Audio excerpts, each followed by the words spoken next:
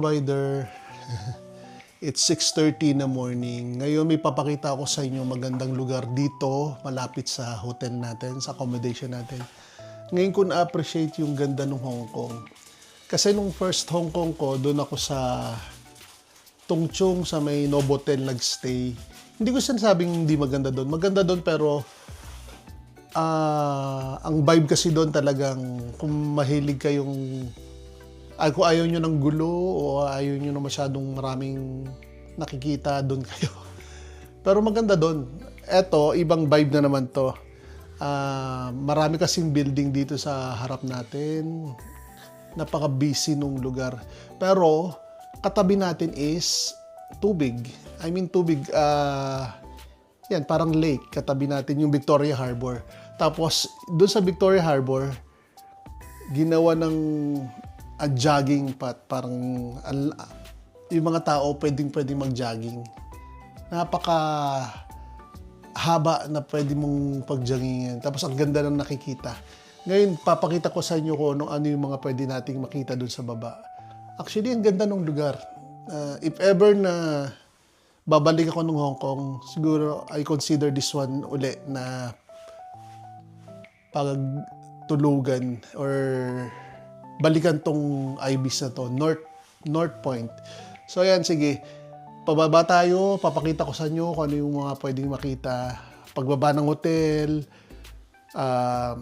tapos yung sa baba, yung mga tao, makikita nyo yung mga matatanda, nag-ano sila, yung parang tai chi ba yung tawag doon? Yung parang sumasayaw sila na mabagal, parang gano'n. Marami maganda. So let's go. Kita-kit sa baba. So yan mga provider, papakita ko sa inyo paglabas ng elevator hanggang paglakad natin doon sa location na kung saan tayo mag-jogging. Napakalapit lang. Sige, let's go. Ito na siya. Open sesame. Tara. So ito na, palabas tayo ng hotel. Paglabas yung hotel yan, may mall. Kasi ito na yung Ibis.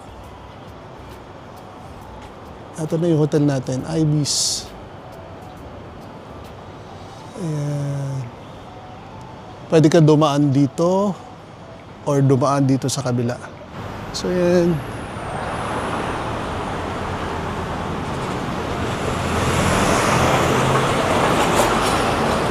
Nakikita nyo yung letter P na yun.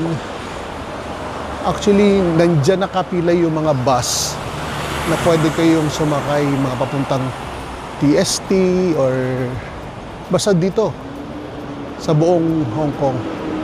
Tapos doon tayo pupunta, banda dyan. Yan, Mintuna. Okay. So yan.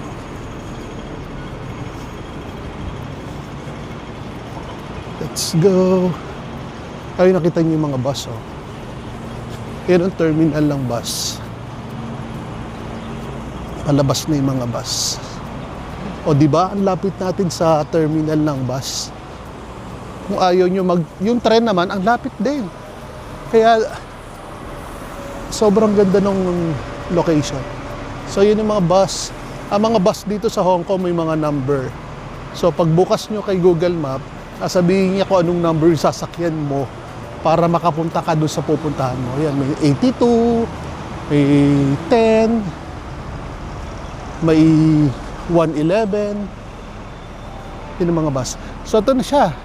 Kita nyo, di ba? Hindi ko naman pinatay yung video natin pero nakarating tayo dito. O, di ba? So, yan. Paglabas mo dito, dito na tayo pwede mag-jogging.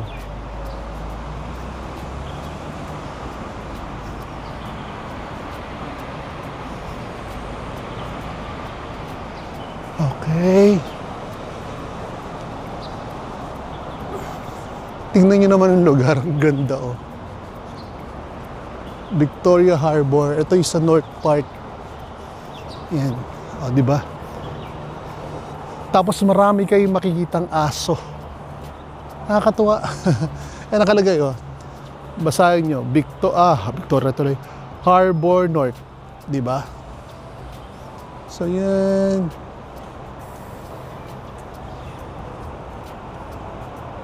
Oh, di ba? Tapos bukod pala dito, may malapit na. Okay, papakita ko sa inyo kung ano yung malapit na to. May malapit tayong Anytime Fitness. So, kung sino man yung mga member ng Anytime Fitness, ayun. Ang lapit ng Anytime Fitness dito sa location natin. So, konting lakad lang, ayun, nakikita ko na yung Anytime Fitness. Nasa Hyatt Centric siya. Okay. So, yun ang Anytime Fitness. So, yan, oh. Harbor talaga siya. Makikita niyo. Napakalawak niya hanggang doon. Tapos hanggang doon. Ito naman yung mall. Condominium sa taas, tapos may mall sa baba. So, let's go, let's go, let's go. Ayun, pinakita ko na sa inyo yung Anytime Fitness.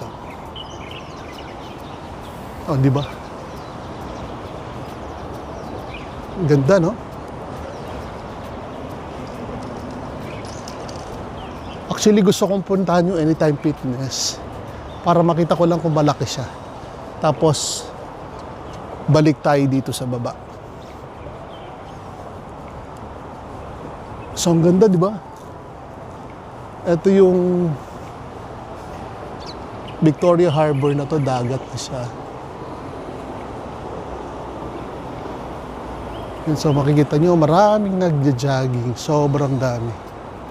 Tapos yung Anytime Fitness niyan, sa baba niyan, Starbucks.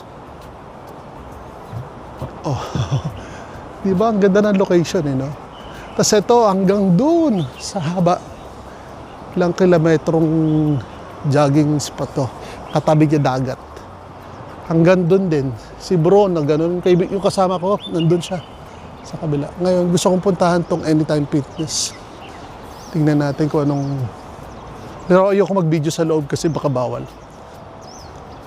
So, oh yan, mamaya papakita ko sa inyo kung saan tayo pwede mag-jogging ngayon. Nakita niyo yun, no? Hanggang doon yung jogging, kung saan tayo pwede mag-jogging. Okay.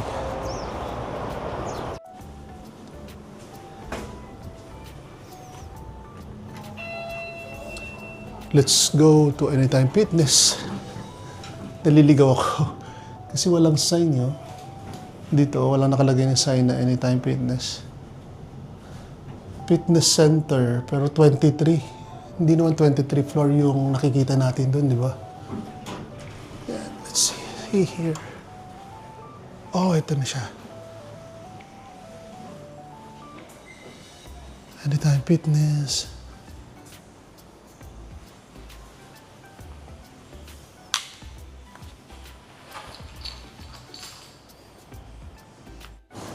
So dito tayo mga provider, Anytime Fitness dito malapit sa hotel namin. So yan ha, kita nyo.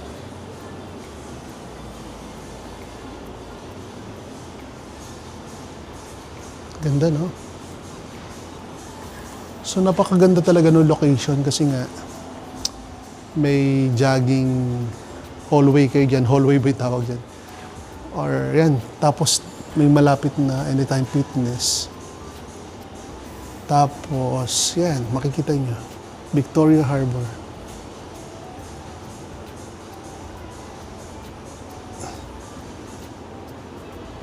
Nice, di ba? It's...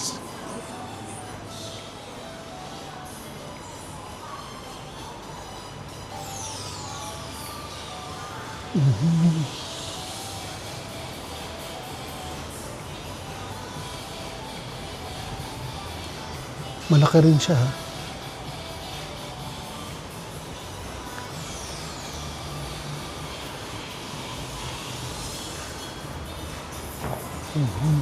Yun yung harapan natin, Victoria Harbor.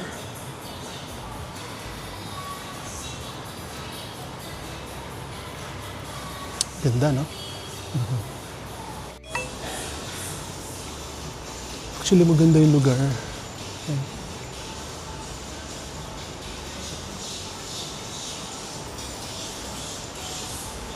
May yoga, for yoga. Tapos ito na yung... Diyan tayo pupunta mamaya. Diyan tayo mag-jogging. Galing, no? Sa pinakaitaas niya may highway.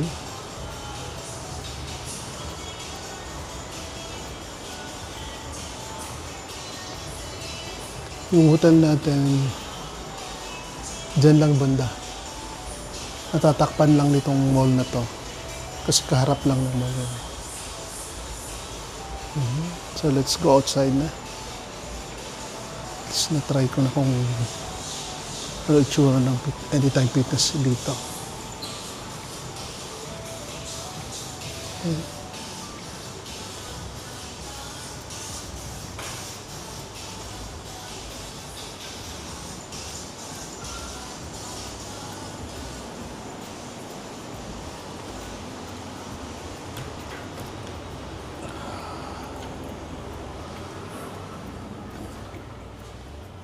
So, mga provider, dito ako sa may Starbucks sa baba. Mag-start na akong maglakad. Actually, gusto ko tumakbo pero parang ma-sprain na ako sa paa. Kalalakad kahapon. Lakad lang tayo. Yan. Kita nyo yung mga matatandang parang nagkukumpo-kumpo. Kumpo-kumpo. So yan. Yung mga ibon, oh. Kita nyo yung mga provider. May Ascot Hotel. Tapos, karamihan, puro building. Para mga condominium. Sobrang daming condominium dito. Parang daming nakatira sa Hong Kong. Talagang bihira ako. Parang wala pang ako nakikitang bahay na bungalow lang eh. More in condominium talaga. Tapos yung ginawa ng government nila, yan, nagpagawa sila ng ganito. Ang ganda. Nilagay nila sa katabi talaga ng dagat. Tapos wala kang maaamoy na mabaho or something. Wala. Ang bango. Hindi naman mabango. Okay naman. Yan, kita nyo yung mga nag-jogging na.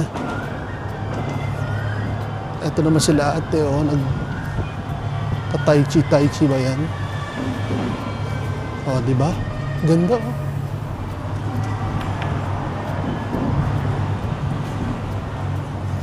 So, sa mga lolo, oh. Tingnan nyo sa mga lolo.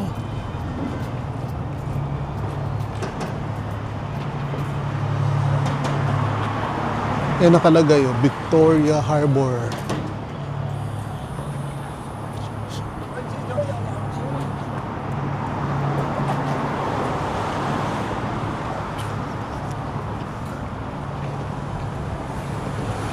Victoria Harbor nakalagay, no? Tapos dito makikita niyo yung Hong Kong.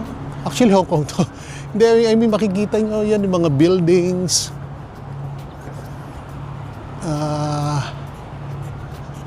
Yan, sila yung mga nagla-light show pag 8 or 7 p.m. Nag-iiba-iba yung mga ano. Actually, konti pa nga dito eh. Doon banda, maraming mga building talaga na nagla-light show. So yan, oh, kita nyo mga tao, nag-jogging talaga. So, doon tayo galing banda.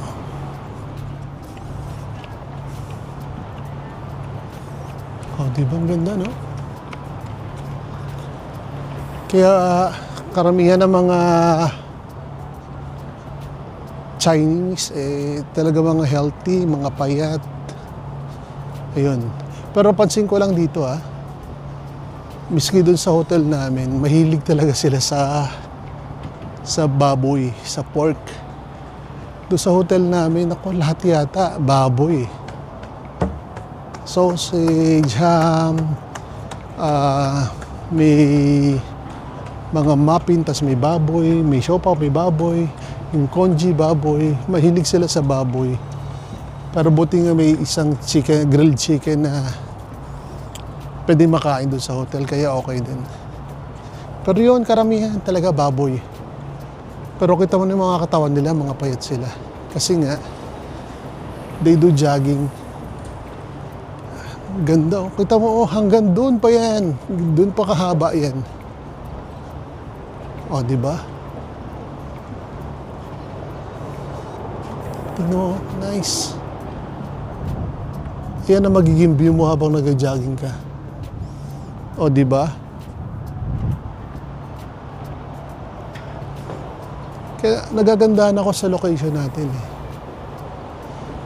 Katabi mo lang yung mga bus, yung bus terminal, katabi mo. Tapos sa ilalim ng hotel mo nandun yung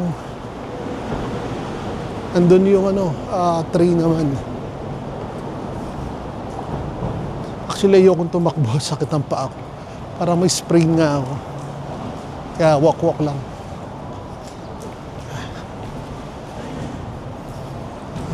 Enjoy the view. Ganda oh. Kaya kita niyo oh. Tsaka napakalinis. Kasi minsan nakikita ko may naglilinis din talaga. So may pondo sila para doon sa mga tao maglilinis. I mean, may pondo sila para doon sa mga pag-maintain ng lugar. Sa atin kasi minsan pag ginawa na yung isang lugar, okay, gawa na. Tapos na. Kaya hindi natin alam yun. Ninanakaw-nakaw na yung mga bakal, yung mga ganun. Kaya, hindi. Ewan ko, wala akong idea kung totoo. Hindi, parang siguro ganun. Ay, basta, bahala na. Ba't hindi ko dapat compare yung Pilipinas dito sa Hong Kong. Siguro sana, I wish, may sarili tayong diskarte na maging okay din yung ating bansa. Kaya, yan. Sige. Ito yung itsura niya. So, pag naglalakad kayo ganyan, yung mga nag-jogging. Yan. Yan, parang may playground pa, oh.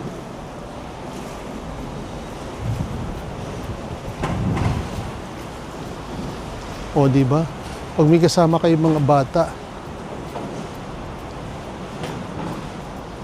may mga kasama kayong bata, oh. Ang ganda.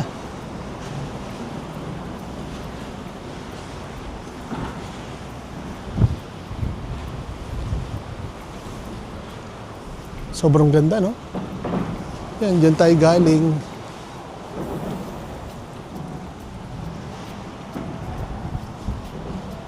Kasi, no, pwede maglaro yung mga bata dito.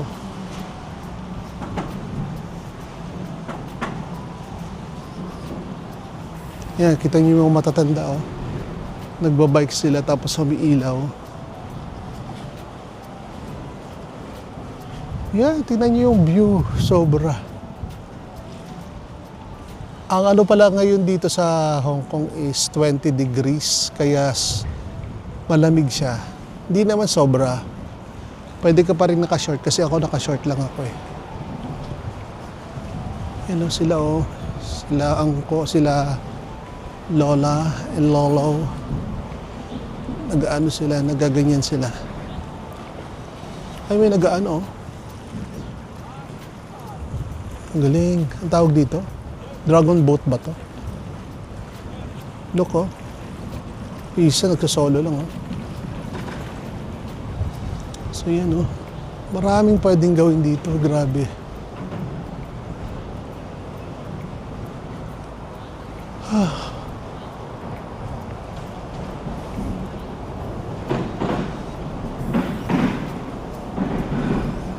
Hanggang doon pa yan.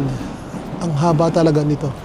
Ito is, paglabas natin, ito yung sa right, left way pa lang to. Meron pang right way.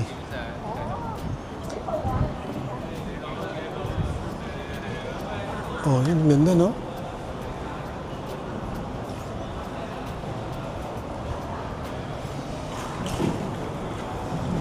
Ang galing ng gobyerno nila. Talagang nagawa nilang magkaroon ng ganito. Nagastusan nila, na-maintain nila. na magkaroon sila ng ganito para sa tao. Ito, kasi para sa tao talaga, kita nyo. Ang cute nito. Ay. Na pwedeng gawin sa atin to eh. Pero ba't napunta na naman ako sa gobyerno natin? Ay nako.